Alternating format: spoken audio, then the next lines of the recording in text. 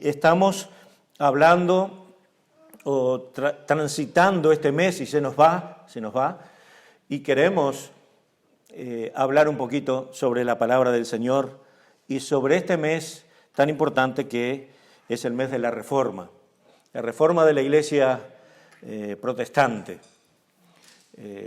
En siglos atrás, en 1517, en octubre, el 31 de octubre, se conmemora, digamos, o es la fecha de donde parte la reforma de la Iglesia evangélica. Salida, de alguna manera, del contexto católico para tomar este otro camino, el camino de la palabra de Dios. Y vamos a ver un poquito el origen de eso, de cómo nació todo. Así que bienvenidos a la casa del Señor. Antes que nada quiero decirles que las reformas que los hombres podamos hacer a cualquier contexto pueden ser reformas siempre mejorables en el futuro. Pero la reforma que vamos a ver hoy se mantiene, porque fue una reforma no de la palabra, sino mirar hacia la palabra. Y el Señor ha sido bueno con nosotros y nos ha permitido tener acceso a la palabra de Dios en español. Mucho tiempo antes, yo no pido que levanten la mano, pero yo llegué a leer la versión de 1919. No viví en aquella época, pero sí teníamos la versión de 1919 hasta que llegaron los 60 y aparecieron poquitas versiones de 1960. Y es una de las mejores versiones que tenemos y manejamos casi todas las iglesias en Hispanoamérica. Una de las cosas fundamentales de tener la versión en su idioma, la palabra de Dios en la versión castellana, es que podemos ver el corazón de Dios directamente. No necesitamos que alguien lo interprete. ¿Cómo era el asunto en el 1517 y para atrás? Los sacerdotes tenían el control, solo ellos podían leer, porque solo ellos conocían el latín. Para ellos era el privilegio de estudiar y no para el pueblo en general. Entonces, fácilmente podemos concluir que allí había un poder desmedido sobre la ignorancia del pueblo. Y esto se percibió rápidamente. Martín Lutero era simplemente un señor que le gustaba estudiar, pero un día se encuentra en medio de una tormenta, atrapado, y un rayo le pega. ¿Y qué era lo que en aquel entonces se estilaba a pensar, o lo que la gente pensaba? Era que si morías pecador, te ibas al infierno. Entonces, él no estaba seguro de su salvación. Y ahí se consagra a Dios, dice, me hago monje. Y se fue a estudiar, y analizando profundamente la Escritura, llega a la conclusión que lo que él percibió de Dios, del corazón de Dios, debía transmitírselo al pueblo. Para lo cual se necesitaba poner la Escritura en el lenguaje del pueblo, en este caso en el alemán. Él siguió insistiendo en esto, viaja a Roma y ve que había un sistema de recolección como nunca antes, tan agresivo. En ese tiempo estaba en la construcción lo que se llama hoy la Basílica de San Pedro, costoso, muy costoso. Para tener solamente una idea, la catedral en Barcelona, la catedral que está allí, llevaba más de 100 años edificándose. Escuche, más de 100 años en construcción, un edificio debe llevar gastos tremendamente importantes. Yo me imagino los arquitectos, comienza y al final te digo cuánto va a costar. Entonces, esa era un monstruo que consumía todas las energías y todas las riquezas. Y había que sacar el dinero de otros lados. Entonces surge la idea, que ya estaba anteriormente, pero surge la idea más profundamente y actualizada de las indulgencias. ¿Qué era eso? Tenías que pagar por tus pecados. Y se reforzó la otra creencia. Ay, pero tu tío murió en pecado. Entonces paga por él para que él salga del purgatorio. Su alma salga en el instante que cae la moneda en el cofre. Y eso se usó y la ignorancia del pueblo fue atrapada, o el pueblo fue atrapado en su ignorancia y todo iba a parar al cofre de la iglesia. Lutero, consagrado a Dios, un sacerdote, un monje, comenzó a estudiar profundamente la Escritura y vio y encontró que había muchos versículos que apoyaban una idea diferente, que no es por obras la salvación, sino por la fe. Habacuc 2:4 dice: el justo por su fe vivirá. Vamos a repetirlo, a ver si la amén sale más grande. El justo por su fe vivirá. Gloria al Señor, gloria al Señor. El justo, el que es justificado por Dios, sin obras, por pura gracia de Dios, vivirá por su fe. Por la fe en Cristo Jesús, porque Él tuvo la osadía de mirar la cruz del Señor, el atrevimiento de mirar la cruz del Señor como conducto para su salvación. El mérito que Cristo hizo en la cruz bastó para comprar nuestra salvación. Y no había en la Escritura nada para pagar nuestros pecados. No había nada que justificara nuestra alma, sino la sangre de Cristo. No había nada que comprara nuestra angustiosa manera de vivir pecadora, destinada al infierno, que la sangre preciosa del Cordero de Dios. Lo comprendió Lutero y comenzó a luchar por estas diferencias que se practicaban en la iglesia, pero que el pueblo tenía que pagar las consecuencias. Si usted pagaba por sus pecados, su destino era el mismo, el infierno. Pero si Cristo pagó por sus pecados, la gloria es de Él. Nosotros creemos en ese sacrificio y somos salvos por gracia del Señor. No hay otra forma. No hay otra forma. Lutero comprendió esto y comenzó a reconstruir un pensamiento que era el pensamiento bíblico original. ¿O acaso el Señor nos dijo: escudriñad las Escrituras, porque ellas son las que dan testimonio de mí? Y a vosotros les parece que en ellas hay vida eterna. Ellas dan testimonio de mí, dijo el Señor. Entonces, cuando nosotros vamos a la Escritura y nos hacemos profundos en el estudio, vemos que Lutero tenía razón. Y que en el 1517, el 31 de octubre, día que se ha fechado como el inicio de la Reforma, por supuesto que hoy, ustedes saben, lo han cambiado un poco, lo disfrazan un poco, pero seguirá en pie que aquel día Martín Lutero clavó en la iglesia donde él enseñaba, en la universidad donde él enseñaba, allí clavó 95 razones, tesis, por las cuales él defendía la fe cristiana. Nosotros hablamos recién de Habacuc, capítulo 2, verso 4. El justo por su fe vivirá. Pero este no es un solo versículo.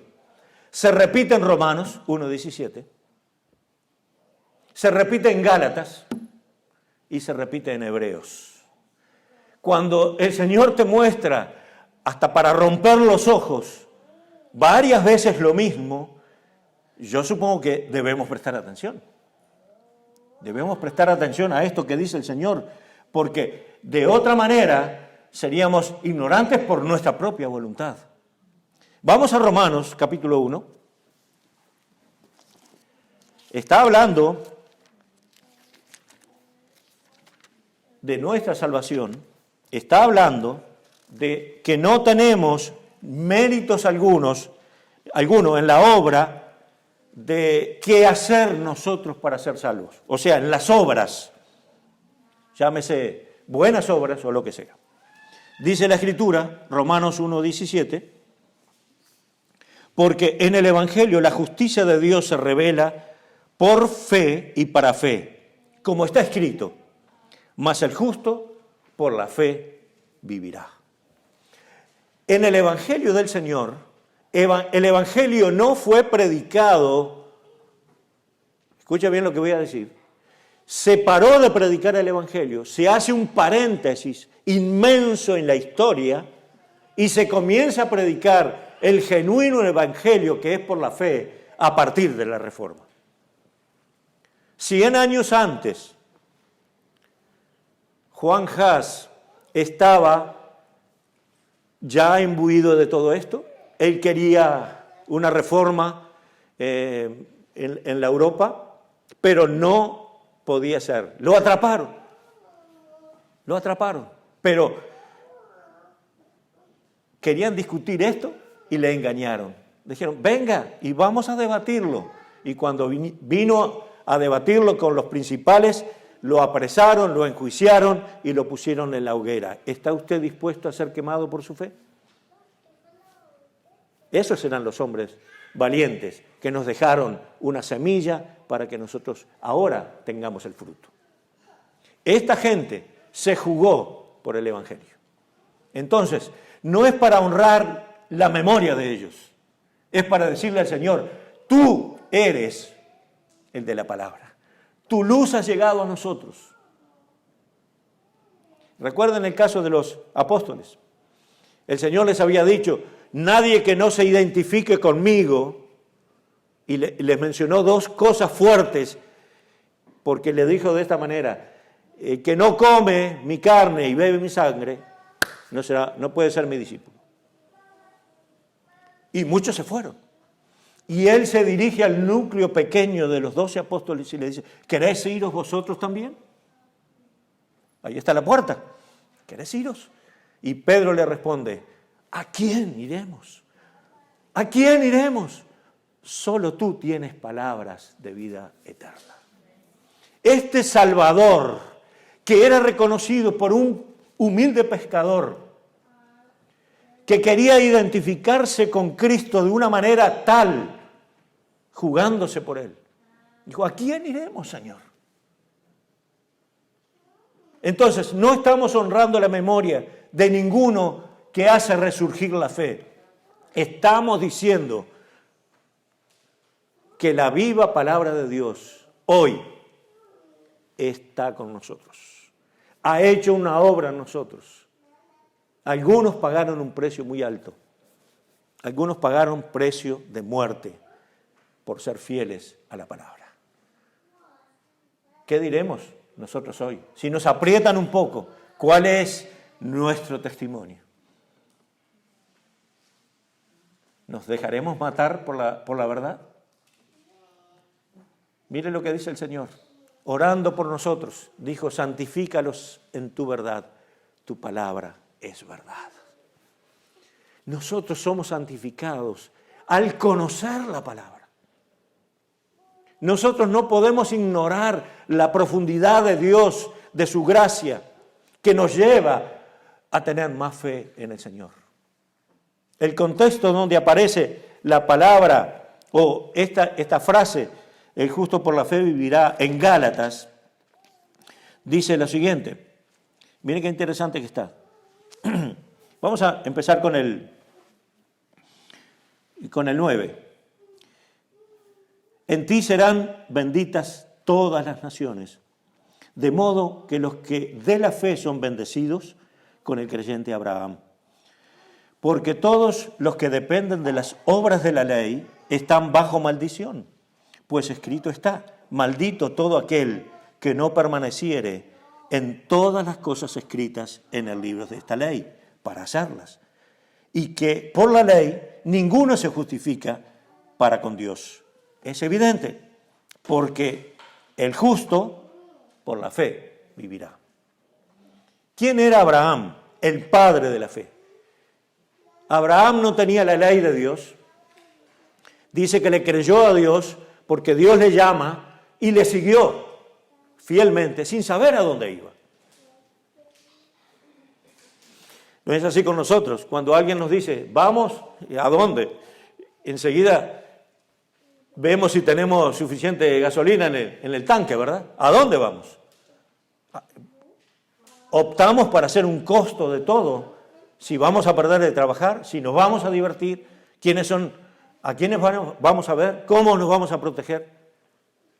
Algunos no salen de su casa sin ver el pronóstico del tiempo. Imagínense, Abraham, ¿y si llueve, Señor? ¿Qué hago? Él salió sin saber a dónde iba, porque creyó a Dios. Creyó en sus promesas. Haré de ti una nación grande. Mira las estrellas. Así será tu descendencia. Y el pobre viejo Abraham iba pasando los días y los años y se iba poniendo viejo y seguía confiando en el Señor. Vino el hijo de la promesa, Isaac, el que tanto esperó. ¿Se dan cuenta?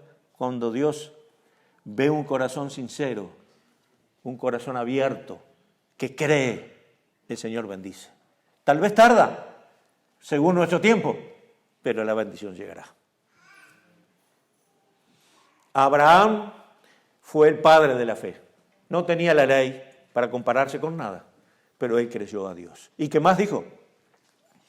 Por ejemplo, cuando el Señor tenía pensado destruir a Sodoma y Gomorra, el Señor dijo, ocultaré a mi amigo Abraham lo que voy a hacer. El Señor no consulta con nosotros nada, Él es absolutamente independiente, soberano, no tiene por qué coparticipar a ninguno de nosotros de lo que va a hacer. Pero le dijo o dice de sí mismo, pensando Dios, ocultaré a mi amigo Abraham el juicio que está pronosticado a Sodoma y Gomorra. Y ustedes ven el corazón de Abraham, porque su sobrino estaba allá. Él comenzó de 50. Si hubiera 50 justos, ¿tú perdonarías? Claro que sí. Y ya llegó hasta, ¿cuánto, Iván? Hasta 10. Tremendo, tremendo. Cuando Dios te toma por amigo, no va a susurrarte cosas inciertas, sino que te va a impresionar con su verdad y te va a dar crédito. Y tú tomarás eso y vas a aumentar tu fe. En este contexto, en Gálatas, dice, y que por la ley ninguno se justifica para con Dios, es evidente, porque la Escritura contiene, el justo por la fe vivirá. La fe que nos ha dado el Señor. Cuando Pedro le responde, ¿a quién iremos?, me viene a la mente enlazar esto con las epístolas. Porque en la primera de Pedro 2:2, el Señor, a través de Pedro, nos dice a nosotros, desead como niños recién nacidos la leche espiritual. Ustedes saben, las madres saben más que nosotros todavía. El niño tiene un reloj. No pasan de 3 horas. El niño que pasa de 3 horas, despiértelo porque es anormal. Algo le pasa. Menos de 3 horas, comienza la alarma. ¿Quién se despierta? No, que yo trabajo, querida, déjame dormir. No, él no te quiere a ti, padre. Tú no tienes nada para ofrecerle a él. Pero el niño tiene en su mente una sola cosa: quiero tomar la leche. Y el Señor dice, mira ese ejemplo y sé igual. Un hombre grande, pero como el deseo de un niño de estar constantemente alimentándose y tener eso en la mente. No fanatismo, pero sí profundidad. Deseo profundo y único en algunos casos. Desead como niños recién nacidos la leche espiritual. Cuando Lutero toma en cuenta todo esto, dice, yo no puedo dejar que esto quede en la ignorancia. Y comenzó a propagarlo. De tal manera que él ideó estas 95 tesis o reclamos o razones por las cuales lo que demandaba la iglesia no era lo que demandaba Dios en su palabra. 95 razones para salir de la iglesia. No salió, lo sacaron. Porque una persona así es peligrosa. ¿Sabe por qué? Porque puede convertir a millones a lo largo de los siglos. Millones de cristianos hoy dicen, Señor, gracias porque despertaste a uno. ¿No serás tú el que despierte hoy a una realidad profunda de Dios? ¿No serás tú el elegido por Dios? ¿O prefieres que te pegue un rayo para despertar? Nosotros tenemos la verdad de Dios. Yo les quiero llevar a Hebreos capítulo 10, porque me parece fundamental que también este texto esté involucrado en nuestra vida diaria. 10:38 de Hebreos.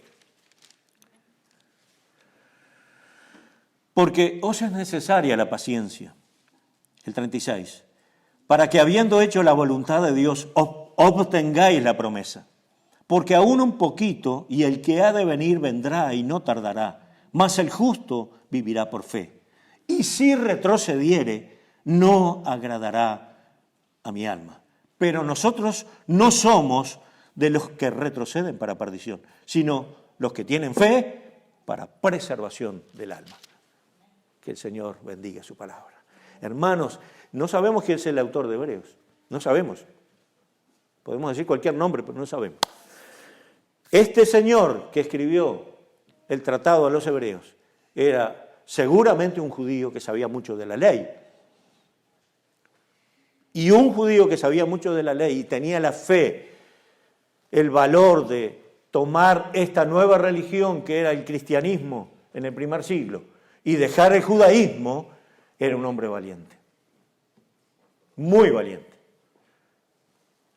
Y acá dice con claridad, mire, vamos a ponerlo en estos términos. ¿Tiene fe? No retrocedas. ¿Tiene fe? Ten paciencia. No somos los que retrocedemos para estar perdidos de nuevo.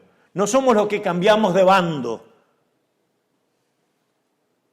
Somos los que se quedan en la fe de Jesucristo para preservación del alma. Esto es la caja de resonancia de aquella reforma. Hoy la disfrazaron con otras fiestas, pero nosotros somos, por así decirlo, hijos de esa reforma. ¿Saben cómo llaman? Nos llaman a nosotros algunos, los hermanos separados.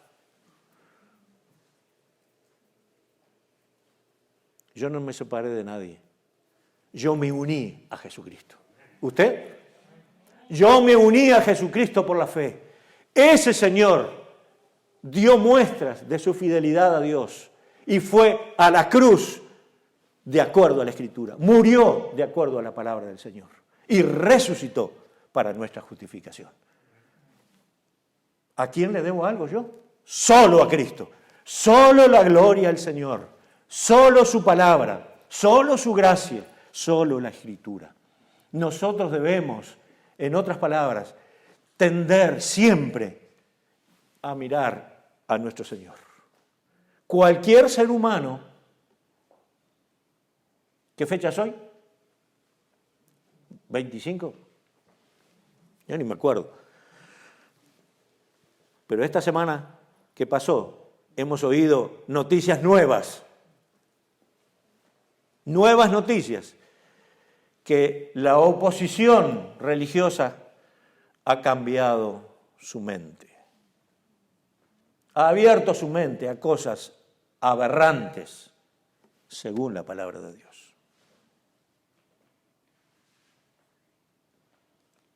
Ellos pueden cambiar todo, pero mis hermanos, la palabra de Dios juzgará. Y si estamos parados en ella, como Dios dice, no debemos temer. Pero ay de aquel que contradice la palabra de Dios. Ay de aquel, cualquiera sea y cualquier investidura tenga. Ay de aquel que va contra el dedo de Dios que ya decretó los juicios. Me da hasta pena, lástima. ¿Qué puedo hacer? Ojalá tengamos reformas. Y estas reformas comiencen en el corazón de una manera tal que busquemos a Dios, que estemos atentos al llamado de Dios. Y si nos dice, vamos, no preguntemos a dónde, vamos con Él. Porque un día, según la esperanza que tenemos, los que tenemos fe, un día seremos llamados con voz de mando, con voz de trompeta. Seremos llamados y el Señor vendrá a buscarnos. ¿No sabemos dónde vamos? Sí, sabemos. Sabemos, dice el apóstol Pablo, y estaremos siempre con el Señor. Estaremos siempre con el Señor. Este Señor que se jugó por nosotros, que fue a la cruz, no negocia el pecado. Lo juzgó una vez y para siempre. Murió una vez y no necesita morir más. Porque el Señor, el Padre, aceptó ese sacrificio como un perfume. Y nuestro pecado fue cubierto, fue limpio por la sangre de Cristo. Cuando se predique este evangelio dentro de cualquier institución llamada tradicional, cuando se predique este sermón, habrá comenzado una reforma. Mientras se diga cosas contrarias a Dios, todo se derrumbará. Mis hermanos queridos, mantengamos la mirada en Cristo, en el autor y consumador de nuestra fe. Este Señor no varía, este Señor no cambia, no puede cambiar. Así como su palabra es eterna, Él es eterno. Y mi Dios querido, cuando estamos siendo juzgados o mirados con la lupa de la palabra de Dios, solo nos resta decir, Señor, ten misericordia. Ten misericordia de nosotros. Somos malos, somos pecadores, somos inciertos, tenemos nuestros límites, pero aún sigue resonando la palabra del Señor y dice, el justo por la fe vivirá. ¿Quién nos justificó? Romanos 5:1. Justificados pues por la fe, tenemos paz para con Dios. Nunca nos llamará enemigos. La paz con Dios es llamarnos amigos de Dios, hijos de Dios, domésticos de la fe. No hay términos más auspiciosos y esperanzadores que estos. Todavía debe resonar este mensaje en los corazones. No lo encerremos, no le pongamos una piedra encima. ¿Sabe qué hacen? ¿Qué han hecho los siglos pasados o los tiempos pasados? Usar la Biblia para poner una flor adentro. ¿Usted lo hizo alguna vez? Ahí está, la flor adentro de la Biblia. No la abras, que está la flor. Y así puede pasar mucho tiempo, hermanos. Aunque la Biblia escrita es una ventaja tremenda que tenemos, también está esa ley de Dios en nuestros corazones, en nuestras mentes, inundándolo todo. Y si el señor Martín Lutero se jugó por una reforma que ni sabía que iba a pasar, por supuesto. Se jugó por la verdad. Miren el resultado de ser fieles a Dios. Calcúlelo. Millones. Durante 5 siglos, millones y millones de personas han venido a la luz, a la claridad del Evangelio, por alguien que se puso firme contra un sistema contrario. No deje de negar a Cristo, no deje de confiar en Cristo, no lo niegue nunca. Nadie podrá hacerle frente si usted está con Dios. Un predicador viejo y amigo decía, Dios y yo somos la mayoría. Como si él aportara algo, ¿verdad? Si usted está con Dios y la iglesia está con Dios, no tema. Nada puede hacer el hombre, nada sin la autoridad del Señor. Nada. Aun cuando la vida de Cristo fue jugada en las manos de los que tenían la autoridad, no encontrando delito en él, dicen, no tendrías autoridad de juzgarme si Dios no te lo diera. Así que haz lo que tengas que hacer. El Señor fue a la cruz. Dice que Él mismo dispuso su vida y la entregó por nosotros. O cuando la oreja de Malco estaba rodando en el piso, no le dijo el Señor a Pedro, no hagas eso. Eso es violencia. No soy yo el Señor, no hubiera yo tocado simplemente y hubieran venido legiones de ángeles a defenderme. No quiero la defensa, quiero ir a la cruz. Y dice que Él afirmó su rostro para ir a Jerusalén. ¿Y qué fue lo que pasó? Fue a la muerte, fue al sufrimiento. Ninguno de nosotros debe avergonzarse de nuestro Redentor. Ninguno de nosotros debe poner en poco la tarea gloriosa de nuestra redención. La cruz es nuestra meta. Mirando la cruz, su sacrificio, lo que Él hizo por nosotros, vemos la puerta a la salvación. La hemos aceptado, la hemos tomado para nosotros por la fe y ahora dice la palabra de Dios, todo el que cree en mí será salvo. El que por mí entrare será salvo. Yo soy el camino y la verdad y la vida. Todo aquel que se viene a mí, se va con el Señor. Es salvo. Hay 2 cosas fundamentales en este mundo. La información y qué hacer con la información. El que tiene la información, ustedes saben, son millonarios.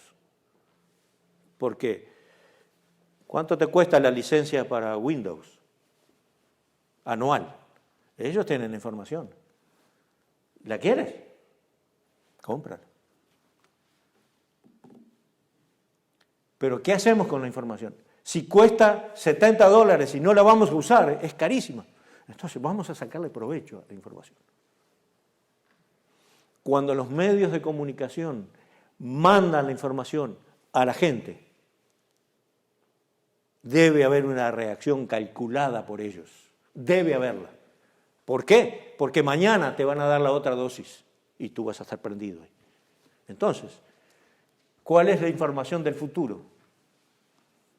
Todo va a ir de mal en peor. Escríbalo. Todo va a ir de mal en peor. ¿Cuál es el futuro de la iglesia? Glorioso.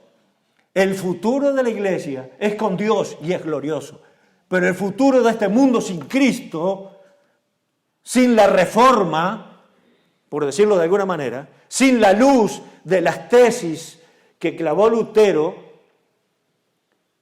este mundo está perdido. Por más bonitos que sean los edificios, por más bonitas que sean las prendas que usen, este mundo está perdido sin el Señor Jesucristo. Esa es la noticia. No importa lo que venga, si hay un volcán allá, si hay un terremoto acá, si el viento viene por acá, ¿qué es eso? Eso no es nada en el dominio de Dios. Cuando venga todo junto va a ser la cosa. Cuando todo junto se venga en un día solo. La furia de Dios, la ira de Dios se derramará sobre los desobedientes. ¿Tú eres un hijo de Dios? Si no lo eres, no quiero asustarte, pero estás en peligro. Si eres un hijo de Dios, calma. Calma. Eres un hijo de Dios, lavado en la sangre de Cristo. ¿Qué mal podemos temer? Juan Hus, 100 años antes de Lutero, fue el precursor de esta reforma, 100 años antes. ¿Qué pasó con él? Fue muerto en la hoguera por hereje. ¿Es un hereje el que cree en la palabra de Dios y tiene fe en el Salvador? Entonces lo somos todos. ¿Cómo es que se mataba a un hombre por creer en lo que Dios había dicho? Por abrazar la fe. No estamos sufriendo eso hoy. Bueno, en algunos lugares sí, cuidado. Pero gracias a Dios no debemos temer, porque el que está con nosotros se ríe de ellos. El que está con nosotros es tan grande que aún quitando nuestra vida, no podrán acallar la verdad de Dios. Podrán matarnos, pero nunca callarán la voz de Dios. ¿Por qué? Porque la palabra de Dios es eterna. Tú tienes palabras de vida eterna, le dijo Pedro. Y ahora se levantará uno, lo matarán. Pero 2 o 3 más se levantarán. Y así seguirá. Y el mundo conocerá que Cristo es el Señor. ¿Cuánto daño le hace al que trabaja para salvar su vida por las obras cuando le decimos, eso no vale nada? ¿Y para qué hice todo este esfuerzo tanto tiempo? Para nada. Para nada. Para perderse no hay que hacer nada. Y para salvarse solo hay que creer, tener fe en el Señor. Las obras las hizo el Señor a favor de nosotros. Entonces, nos vamos con una sola escritura, nos vamos con una sola fe en el Hijo de Dios, nos vamos con una gracia preciosa, inalterable, amorosa de nuestro Dios. Esta gracia que nunca faltó. Gracias a Dios por los que fueron fieles. ¿Guardarás tú la Escritura para tus nietos, hijos y los que vienen? Es tu deber, pero ¿lo harías? Aunque vengan matando, aunque vengan quemando todo, es un gran desafío. Pero yo te aliento a que sí lo hagas, porque valdrá la pena. El Señor sea glorificado en nuestras vidas. Tengamos una buena semana y que no nos sorprenda nada cuando el 31 de este mes haya gente por allí entretenida con dulces y truquitos. Lo que necesita el mundo es fe. Eso necesita el mundo. Nosotros lo tenemos. Compartamos con otros este plato que es abundante, rico, nutritivo y nos lleva a la eternidad. Oremos. Nuestro Padre, gracias por darnos esta mañana, este tiempo hermoso con los hermanos, que tengamos una semana de trabajo, de esfuerzos y que podamos glorificarte en todo. Gracias, Señor, por tu bendita palabra, que es eterna, es para siempre, y ella se abrirá un día para juzgar a los hombres. Señor, gracias por tu misericordia. Que nos bendigas es nuestro deseo, que nos uses es nuestro deseo. Padre, queremos ver la gloria de Dios. Gracias otra vez. En el nombre de Cristo, nuestro Salvador, el Señor Jesucristo. Amén.